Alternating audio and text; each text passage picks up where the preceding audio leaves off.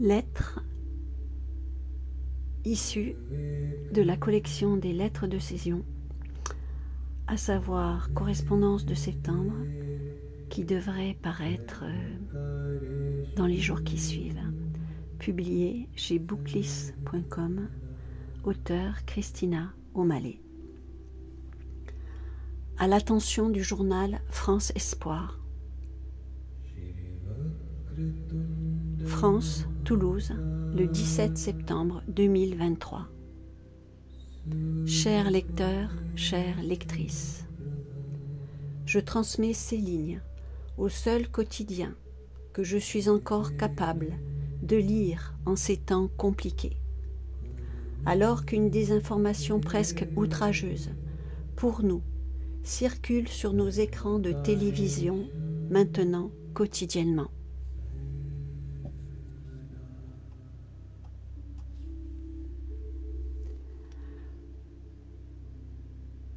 Vous me connaissez tous sous mon nom d'artiste, Eva Bryden.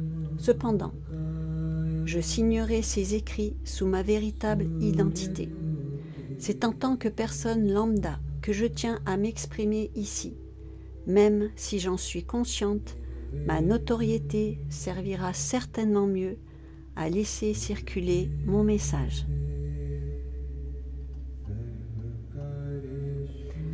J'ai récemment reçu, à ma grande surprise, une invitation pour assister et participer à l'émission de Sybille Maroura.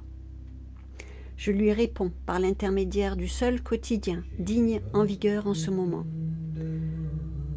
Il est en ce moment même sur la sellette et il continue héroïquement de diffuser une information digne et neutre, ce dont je le remercie infiniment. Je me répugnais jusque-là à participer à cette pièce de théâtre morbide qui se déroule pour nous tous maintenant à l'échelle mondiale. Là, c'est différent. Nos enfants sont en jeu, les grands comme les petits. J'arrête par ces lignes l'expression de mon silence qui finalement cautionne une presse achetée et véreuse.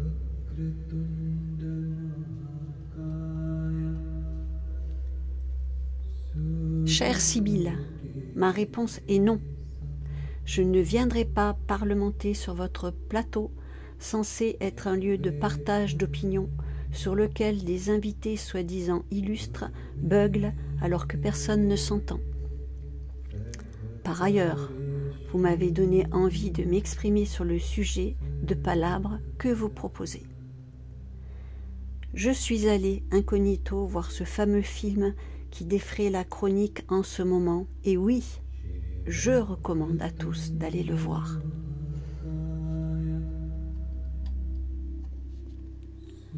Il ne contient aucune image choquante, il est pudique et sincère.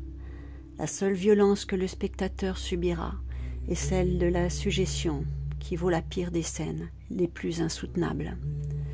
Il s'agit d'une histoire vraie. Le film « Le regard des loups » nous invite à faire preuve de courage, d'enlever les bandeaux noirs sur nos yeux, de découvrir sans plus se voiler la face l'obscurité de certains êtres qui, sous un vernis parfois bien rutilant, nous offrent la réalité sordide de notre pauvre civilisation en décrépitude totale. Si j'étais venue sur votre plateau, j'aurais certainement pris la parole pour poser deux seules questions, non pas aux parasites présents dans le studio, seulement aux téléspectateurs. La première, pourquoi un film qui parle de la maltraitance sournoise et cruelle faite à des enfants sans défense devrait-il être interdit dans nos salles de spectacle? La deuxième, alors qu'à contrario, des séances au contenu d'une violence extrême, insoutenable et gratuite sont autorisées de diffusion, sans parler d'autres prestations niaises et tellement stupides qui remettent en question notre propre intelligence. La deuxième, qui tremblent derrière cette décision? Faut-il qu'ils soient tous en position de décideurs patentés, eux-mêmes, des bourreaux, pour manigancer sa non-parution?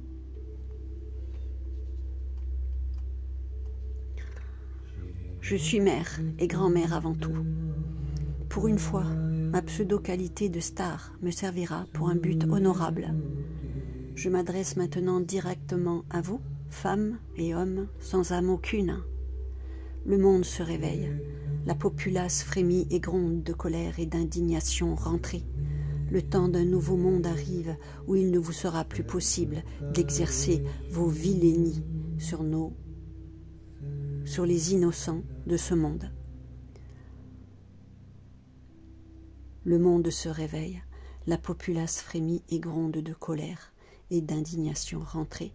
Le temps d'un nouveau monde arrive, où il ne vous sera plus possible d'exercer vos vilainies sur les innocents de ce monde. Aujourd'hui, tous les enfants de la terre sont les miens, les nôtres, ils sont ceux de mon ventre, de mes entrailles. Une marée humaine se lève en ce moment contre vous. Vous ne pourrez bientôt plus sortir de chez vous. Vous avez tellement raison de trembler. La vérité est en marche. Elle est du côté de la lumière. Vous êtes déjà en état de putréfaction dans l'enfer de vos tortueux esprits malades.